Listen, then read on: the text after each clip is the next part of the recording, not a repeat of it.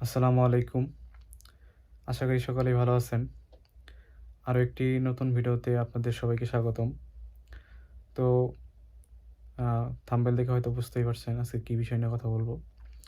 আজকে কথা বলবো আমাদের রাশিয়ার কোম্পানির বিভিন্ন সমস্যা নিয়ে। কেন মানুষ চলে যাইতেছে, এত টাকা খরচ করে আসার পরেও টাকার মায় না করে কেন চলে যাইতেছে, কেন রিজাইন দিতেছে, আমি কি চলে যাব কিনা?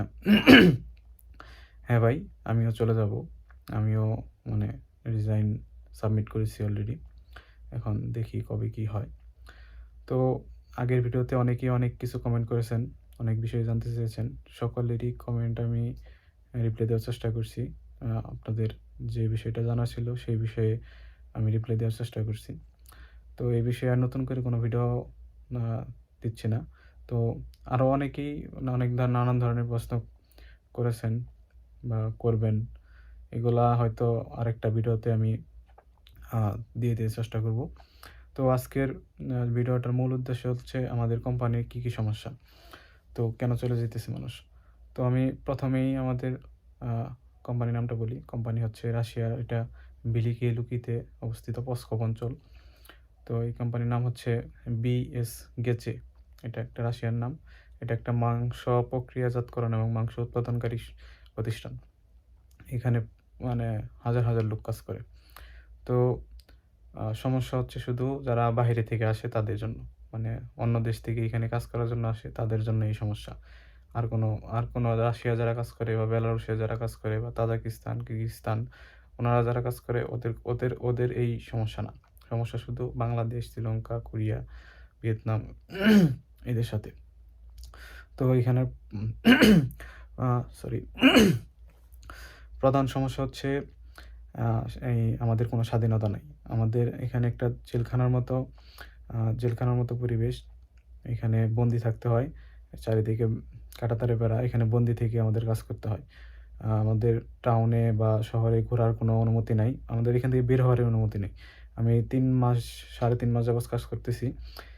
সর্বোচ্চ সর্বোচ্চ কি ৩ বার মাত্র বাহিরে নিয়ে গেছে তো কোম্পানির কাজে। একবার মেডিকেল করাইছে, ২য় বার টিআরসি কার্ড করাইছে, ৩য় বার কোম্পানির কন্ট্রাক্ট স্বাক্ষর করাইছে, যেটা কিছুদিন আগে আপনারা হয়তো দেখছেন ভিডিওতে। তো এই ৩ বারই বাইরে নিয়ে গেছে, আর কোনোদিন বাইরে নেয়া যায় নাই। সামনে যে আমাদের ৯ মাসের ভিসা রিনিউ হইছে, তো এই ৯ মাসের মধ্যে আর কোনো কোম্পানির যদি কাজ থাকে অফিসে তাহলে নেয়া যাবে, তাছাড়া নেয়া যাবে না। তো আমাদের বাইরে যাওয়ার টোটালি পারমিশন নাই। এখানে বন্দি অবস্থায় থাকতে হয়। আর যেদিন আমাদের ছুটির দিন সপ্তাহে ৪ টা মাসে ৪ টা বা ৫ টা ছুটি হয়। তো আমাদের রুমে যে আজকে আমার বন্ধ, রুমে বইসা আছি, কাজ নাই। শুয়ে থাকতে হয়, ঘুমাইতে হয়, তাছাড়া আর কোনো কাজ নাই। এই হচ্ছে আপনার কোম্পানির মূল সমস্যা। তো আরও সমস্যা আছে, যেমন আমাদের কি বলে কোনো সিম কার্ড দেওয়া নাই, কোনো ব্যাংক কার্ড দেওয়া নাই, কিছুই দেওয়া হয় নাই। তো এই এই এটা মনে করেন যে আপনি রাশিয়াতে থাকবেন, সিম এবং ব্যাংক কার্ড ব্যতীত আপনি সম্পূর্ণ অচল। আমাদেরকেই অচল বানিয়ে রাখছে এখানে। একদম বন্দি অবস্থায় কাজ করায়। মনে করেন যে আমরা কারাগারের ভিতরে আছি। এই কাজ করতেছি, খাইতেছি, মাস শেষে কিছু টাকা দিতেছে। আর ভাই এখানে যে ডিউটি, আমাদেরকে কন্ট্রাক্টে বলা হয়েছিল দেশ থেকে আসার সময় ডিউটি হবে ৮ ঘন্টা। ৮ ঘন্টা ডিউটি। এখানে আমাদের ডিউটি করতে হয় ১৩ ঘন্টা। এটা হলো রেগুলার ডিউটি। ১৩ ঘন্টা করতে হয় ১২ ঘন্টা হিসাব করে। তো ১ ঘন্টা লাঞ্চের এটা হিসাব করে না, ১২ ঘন্টা হিসাব করে। আর আর তো এটা হচ্ছে রেগুলার ডিউটি ১৩ ঘন্টা। মাঝে মধ্যে করতে হয় ১৬ ঘন্টা, ১৮ ঘন্টা, ২২ ঘন্টা, ২৪ ঘন্টা। এমনও দিন গেছে আমি ৩৮ ঘন্টা একটানা ডিউটি করে আসছি। তো ডিউটির কোনো পাপ-মাও নাই ভাই। সরাসরি পাপ-মাও নাই। ডিউটি আপনি এখানে বন্দি অবস্থায় থাকবেন। আপনার যখন মন চাবে তখন ডিউটি করাবে। যখন মন চাবে তখন ডেকে নিয়ে যাবে। রাত্রে ২ টা নাই, ৩ টা নাই, ১২ টা নাই, ডেকে এনে কাজ করাবে। আর যখন গাড়ির লোড থাকে তখন তো ভাই কি পরিমাণ যে কষ্টের কাজ এটা। মানে বলে বোঝানোর জন্য না। এই ২ টার সময় আপনি যদি ৮ টার সময়, ৭ টার সময় ডিউটি থেকে আসেন, ৩ ঘন্টা ১ ঘন্টা মনে করেন যে এই VPN কানেক্ট করতে চলে যায়। দেখা যায় যে কিছুক্ষণ কথা বলার পর দেখা যায় ঘুমাইতে, ঘুমাইতে ১০টা ১১টা বেজে যায়। এই ২ ঘন্টা ঘুমায়ে ১২টার বা ১টার সময় আবার কাজে যাওয়া, আবার সারাদিন সারারাত কাজ কইরা আবার আসা ভাই, এটা মনে করেন যে একদম কি বলবো, শারীরিক নির্যাতনের মধ্যে আছি। শারীরিক নির্যাতন, মানসিক নির্যাতন, এটা তো আছেই। আর এটা মনে করেন যে ডিউটির সমস্যা। তারপরে যদি বলি, আমাদের হাতে পাসপোর্টও দেয় নাই। মানে টোটালি কিছুই দেয় নাই আমাদেরকে। পাসপোর্ট দেয় নাই। তারপরে আপনার কি বলে, আমরা যে আসার সময় দেশ থেকে লাগেজ, ব্যাগ নিয়ে আসছি, মশলাপাতি, ওষুধপত্র, প্রয়োজনীয় জিনিসপত্র নিয়ে আসছি। আমাদেরকে টোটালি একটা সুই সুতা পর্যন্ত দেওয়া হয়নি। মানে কি বলবো, আমি যে এই কি বলে করছি, মানে যখন ভিতরে ঢুকছি, এই ফার্মের ভিতরে ঢুকছি, তো তখন আমাদেরকে সম্পূর্ণ শরমের কথা ভাই, একদম উলঙ্গ করায় সবকিছু ওইখানে বেরিয়ে এলে রাইখা ওদের কোম্পানি কাপড়-চোপড় দিছে, ওইগুলা পইড়া ভিতরে আসতে হইছে। মানে টোটালি একটা সুই সুতা পর্যন্ত ভিতরে আনতে দেয়নি আমাদেরকে। এখন পর্যন্ত এগুলো বেরিয়ে পইড়া আছে, আমরা কিছুই আনতে পারিনি। আমি অবশ্য আকরানাকে, এখানে যারা সিকিউরিটি আছে তাদেরকে আকরানা বলে। তাকে কিছু টাকা না, মানে কিছু দিয়ে মানে কয়েকটা জিনিস আনছি। যেমন একটা লুঙ্গি, একটা প্যান্ট, এই যে যেটা পইড়া আসছি এইটা একটা, ৩ থেকে ৪ টা জিনিস আমি নিয়ে আসতে পারছি। তাও চুরি কইরা, মানে একদম এই কি বলে জ্যাকেটের ভিতরে ঢুকাইয়া পরে নিয়ে আসছি। আর কিছুই আনতে পারিনি। এ কিছুই দেয় নাই আমাদেরকে। এটা কোম্পানির রুলস যে আপনারা কিছুই ভিতরে নিয়ে যেতে পারবেন না। মানে কি বলবো, এটা মনে করেন যে ভাগ্যে ছিল আরকি, এই এমন এমন একটা কোম্পানি। তো দেখি কি করা যায়। আরও সমস্যা হচ্ছে আপনার কোম্পানি, যখন আমাদের কাজ শুরু হয় সকাল ৫টা থেকে আপনার সন্ধ্যা ৭টা পর্যন্ত। তো দেখা যায় যে ঢোকার সময় একবার গোসল করে ঢুকতে হবে। মিনিমাম ১০ মিনিট গোসল করতে হবে। বেশি করতে পারবেন, কিন্তু ১০ মিনিট গোসল করতেই হবে আপনাকে, বাধ্যতামূলক। যদি আপনি ১ মিনিটও কম করেন তাহলে আপনার মানি কাটিং। মানে ৫,০০০, সর্বনিম্ন ৫,০০০ রুবেল কাটিং। মানে কি বলবো ভাই, বলার বাইরে। একবার ঢোকার সময় গোসল করতে হবে আর আসার সময় গোসল করতে হবে। তাও মনে করেন যে শ্যাম্পু সাবান ব্যবহার করতে হবে। যদি শ্যাম্পু ছাড়া আপনি সরাসরি পানির নিচে দাঁড়ায় থাকেন তাহলে ভাই যদি আকড়া না দেখে তাহলে আবার কাটিং ৫,০০০, সর্বনিম্ন ৫,০০০। তারপরে আরও সমস্যা আছে, যেমন খাবার, এই তারপরে কাজের ক্ষেত্রে বিভিন্ন একটু ভুল হইলে বা একটু সমস্যা হইলেই মানে আবার কাটিং ৫,০০০, সর্বনিম্ন ৫,০০০ পেনাল্টি। এটাকে পেনাল্টি বলে এখানে, যে স্টাফ বলে, ৫,০০০ স্টাফ। মনে করেন যে কি বলবো, একটু সামান্য একটু মনে করেন যে 100% এর মধ্যে 99%ই গুড, 1% ভুল তাও কাটিং। মানে 100% সঠিক হইতে হবে কাজ। তাছাড়া আপনার মনে করেন যে একদম কাটিং। মানে আমার এমন ফ্রেন্ডও আছে যাদের মনে করেন যে $৬০০ বেতনের মধ্যে ৩০০, $৩৫০, $৪০০ পর্যন্ত কাটিংয়ের মধ্যেই গেছে শুধু। মানে নতুন অবস্থায় যে আপনাকে ছাড় দিবে এইরকম কোনো ছাড় নাই, একদম কাটিং। মানে খুব মনে করেন যে মানসিক প্রেশার, টেনশন নিয়ে কাজ করতে হয়, কখন না কি হয়ে যায়। মানে এইভাবে কাজ করা যে কি পরিমাণ কষ্টের, মানে কি বলবো, বলার কোনো ভাষা নেই। আর ভাই বেতন, ভাই কি, মানে এমন এক দেশে আসছি রে ভাই, মানে এত রুলস, মানে কি বলবো, বলার বাহিরে। মানে বেতন আমি ৩.৫ মাস যাবৎ কাজ করতেছি, এখন পর্যন্ত মাত্র ১ মাসের বেতন দিছে। তাও সেই অক্টোবর মাসের, সেপ্টেম্বর মাসের কিছু ৯ দিন ১২ দিন, ১০-১২ দিন কাজ করছিলাম। ওইটা হ্যান্ড ক্যাশ নিছি আমি, যেমন খরচ মানে কিছু করার জন্য। টাকার মতো পইড়া আছে, কিছু কিনতেও দেয় না, বাইরেও যাইতে পারি না, কিছুই না। তারপরে অক্টোবর মাসের বেতন আমার, কাজ করছিলাম $৬২, $29 মতো। আপনার $3 ওয়াইফাই বাবদ কাইটা নিছে। আর তারপরে আপনার এই $৬২৬ এই বেতন। আপনার আমরা এখানে কাজ করি আপনার ঘন্টা চুক্তিতে। ঘন্টায় $১.৯০ $১.৯০ যত ঘন্টা কাজ করবেন তত। যদি মনে করেন ওভারটাইম ১২ ঘন্টার পরে যদি ওভারটাইম করেন, আপনার সেম রেট। আপনার যে মানে বাংলাদেশে যেমন ২ গুণ ৩ গুণ বেতন দেওয়া হয় ওভারটাইমে, এরকম কোনো কিছুই নেই এখানে। আর দ্বিতীয় সমস্যা হচ্ছে, মনে করেন যে বেতন তো দেয়ই না, যেটা ১ মাসের পাইছি তাও মনে করেন যে ডলার রেট $১১.৬৬। এটা কোনো কথা হইলো ভাই? মনে করেন যে বেতন দেওয়ার সিস্টেমটাও খুবই বাজে ভাই। বেতন তো আমরা হাতে পাই না। সরাসরি আমাদেরকে একটা শিট ধরায় দেয় যে তুমি এত টাকা বেতন, এত টাকা কাজ করছো, এত টাকা তোমার ব্যাংক ট্রান্সফার হয়ে গেছে। ব্যাংক ট্রান্সফার তো এই মনে করেন যে শিট দিছে আরও ২ মাস আগে, এখনো পর্যন্ত ব্যাংক ট্রান্সফার হয়নি এরকম। মনে করেন যে বেতন আমার সরাসরি আমার দেশের অ্যাকাউন্টে পাঠায় না।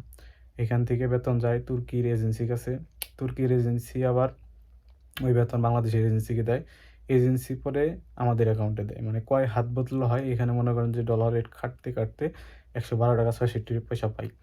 মানে কিছু লোক নভেম্বর বেতন পাইছে, ডলার রেট শুনবেন কত? Dollar rate ৳১০৬। এটা কোনো ভাই কথা হইলো ভাই? এত পরিশ্রমের কাজ, এত কঠিন কাজ, এত কষ্টের কাজ, মানে এত মানে বন্দি থেকে কাজ করি। তারপরেও যদি যেখানে ব্যাংক রেট ৳১22, ৳24, ৳25 পর্যন্ত, সেখানে আমাদের দেখাইতেছে ৳১০৬, ৳7, ৳১12, ৳10।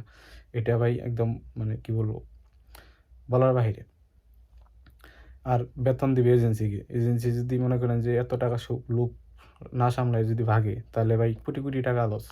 এখানে যারা বাংলাদেশী যারা কাজ করতেছি, মানে কি বলবো? একদম নির্যাতনের শিকার হইতেছি। অলরেডি ১০-১২ জন চলে গেছে। আমরা ৫ জন রিজাইন দিছি। আমরাও চলে যাবো ভাই। এইভাবে ভাই কাজ করা সম্ভব না বন্দি অবস্থায় থেকে। আর ৳৭-৮ লাখ দিয়ে খরচ করে এই জেলখানায় থাকতে আসি নাই ভাই। এখন ভাই রাশিয়া এমন একটা দেশ, এখানে কোম্পানি আপনি চেঞ্জ করতে পারবেন না। কোম্পানি কোনোভাবেই চেঞ্জ করতে পারবেন না। কোম্পানি চেঞ্জ করতে হলে আপনার দেশে ফিরে যেতে হবে। নতুন কোম্পানি আবেদন করে ইনভিটেশন নিয়ে নতুন ভিসা নিয়ে আসতে হবে। তাছাড়া আপনি আবার সেম ৳৭-৮ লাখ খরচ। মানে কোনো উপায় নেই। আপনার যদি কোম্পানি খারাপ হয়, কোনো উপায় নেই আপনার মনে করেন যে কোম্পানি চেঞ্জ করার। একমাত্র যদি পলায় যেতে পারেন, পলাবেন কেমনে? পাসপোর্ট নাই। পাসপোর্ট আপনার কোম্পানিতে আটকায় রাখছে। কেমনে পলাবেন? আর ভাই এখানে হলো বেতনের সিস্টেম। আর তৃতীয় হচ্ছে মানে কি বলে? আর হচ্ছে এই যে ইন্টারনেট। এই যে আমি আগে লাস্ট ভিডিওটা বানাইছিলাম। এইটা প্রায় ১ জিবির মতো হয়েছিল। এটা আমার আপলোড দিতে প্রায় ৪.৫ দিনের মতো সময় লাগছে। ৫ দিনই লাগছে ধরা গেলে। মানে এত পরিমাণ বাজে নেট। আর তো ১০ মিনিট থাকলে ১৫ মিনিট থাকে না। ১ ঘন্টা থাকলে ২ দিন থাকে না। ২ দিন, ৩ দিন, এমনও দিন গেছে আমি জি ১১ দিন। ১১ দিন আমার নেট ছিল না। আমি পুরাপুরি সম্পূর্ণ বাহিরে। আমার কাছে সিম নাই, কিছু নাই। আ একদম পুরোপুরি আমি নেটওয়ার্কের বাহিরে। কারো সাথে কথা বলতে পারি না, যোগাযোগ করতে পারি না, বাড়িতে কথা বলতে পারি না। আমি বাইচে আছি না মইরা গেছি আল্লাহই জানে। মনে করেন যে নেট নেই। নেটওয়ার্ক যখন আসে, যখন থাকে নেট, মানে কি বলবো ভাই? এই নেট দিয়ে একটা মেসেজ সেন্ড করলে ৫ থেকে ৬ মিনিট পরে মেসেজ সেন্ড হয়। আবার কেউ রিপ্লাই দিলে এটা যে কবে পাবো আমি আল্লাহই জানে। এত পরিমাণ বাজে নেট। একটা ভিডিও আপলোড দিতে গেলে যেদিন আমার বন্ধ থাকে, রুমে কেউ থাকে না, আ অন্যরা কেউ থাকে না, আমি একাই থাকি, তখন মনে করেন যে একটু নেট ভালো থাকে স্পিড, তখন আপলোড করতে হয়। তাছাড়া আপলোড করার কোনো ওয়েই নেই। মানে সবসময় আপলোড ফেইলড। আর তো কি বলবো? এখানে তো Facebook, Instagram, WhatsApp কিছুই চলে না। VPN ছাড়া কিছুই চলে না। আপনি প্রিমিয়াম VPN নিবেন, কেমনে নিবেন? কোনো ওয়ে নাই। VPN যেটা ফ্রি আছে, কানেক্ট করলে ২০ মিনিট, ০.৫ ঘন্টা পর করে কাজ করা শুরু করে। তো মনে করেন যে এত পরিমাণ কষ্টে কইরা তারপরে মনে করেন যে নেটটাও ভালো মতো পাই না যে একটু কথা বলবো শান্তিতে। আর সবচেয়ে বড় সমস্যা আমার এখানে, আমি একা। আমি বাংলাদেশী একা। কারো সাথে কথা বলার মতো কেউ নাই। কিছু নাই। এখানে শ্রীলঙ্কান আছে ৫ জন, ভিয়েতনামি আছে ৩ জন। তারা তাদের ভাষায় কথা বলে, তারা তাদের ভাষায় কথা বলে। আমার কথা বলার কেউ নাই। তো এখানে একটা একাকিত্ব প্রবলেম। তো সব মিলায়ে আমি চেঞ্জের কথা বলছিলাম। চেঞ্জ করতে পারবে না। যার কারণে আমি রিজাইন সাবমিট করছি।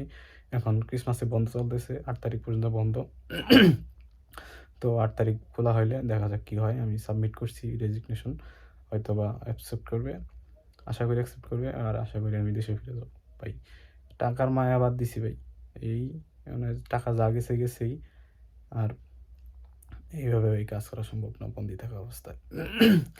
এমনি যে আমার যে দেহ, মনে করেন যে আসছিলাম ৫২ কেজি, এখন মনে করেন যে ৪৭-৪৬ কেজি হয়ে গেছি। এত পরিমাণ কাজের প্রেশার। আর তো ভাই কাজের মধ্যে শ্রীলঙ্কার হচ্ছে পুরাতন। এদের যে নির্যাতন, মনে করেন যে, যে বকাঝকা যে নির্যাতন করবে, এটা ভাই মানে একজন সুস্থ সবল মানুষের ক্ষেত্রে অ্যা এটা মেনে নেওয়া সম্ভব না। এমনও আমাদের অন্যান্য ফার্মে যে লোক আছে, তারা নির্যাতনের শিকার হয়ে এখন দেশেও যাইতে পারতেছে না।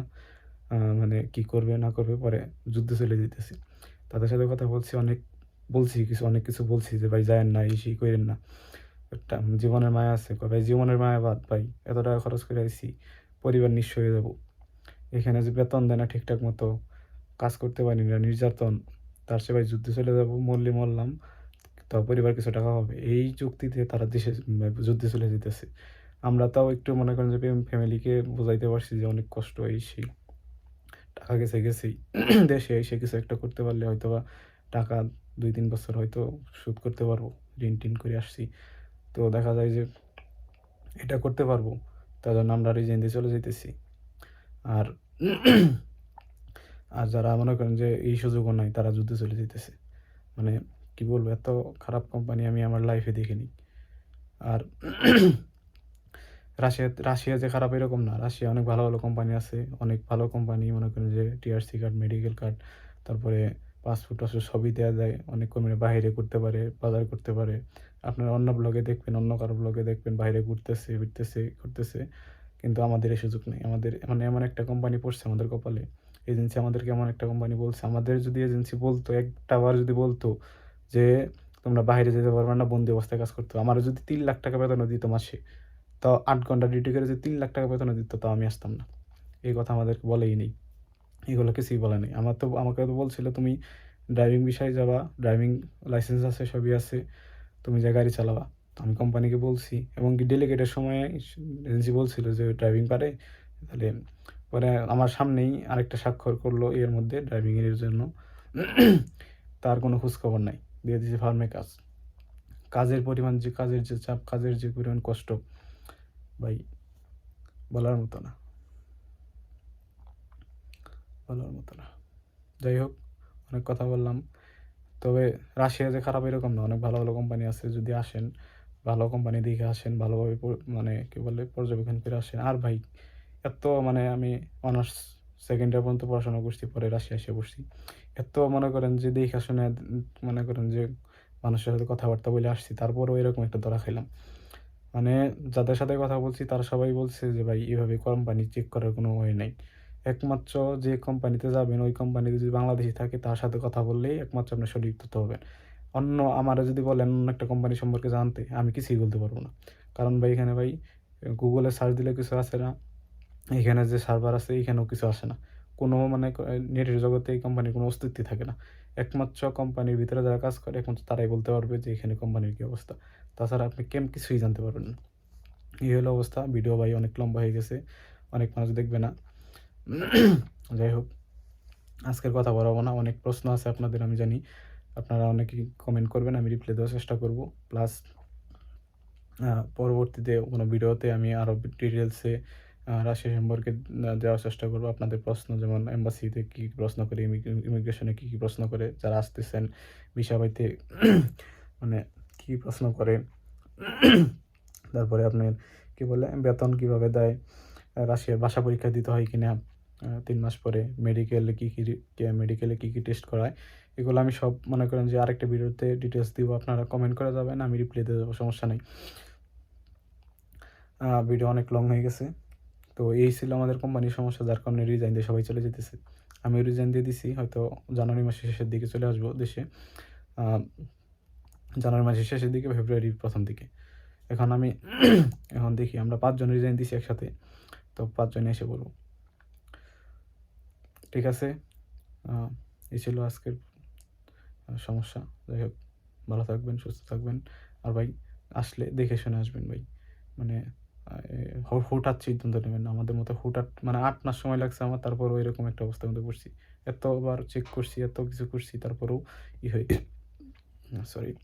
এত আম এ তারপরেও সমস্যা হয়ে গেছে। এখন চলে যেতে হইতেছে। কোনো অপশন নাই আপনি চেঞ্জ করার কোম্পানি। সবকিছু ট্রাই করা শেষ, সবার সাথে কথা বলা শেষ, কোনো অপশন নাই। যাই হোক, অনেক কথা বললাম।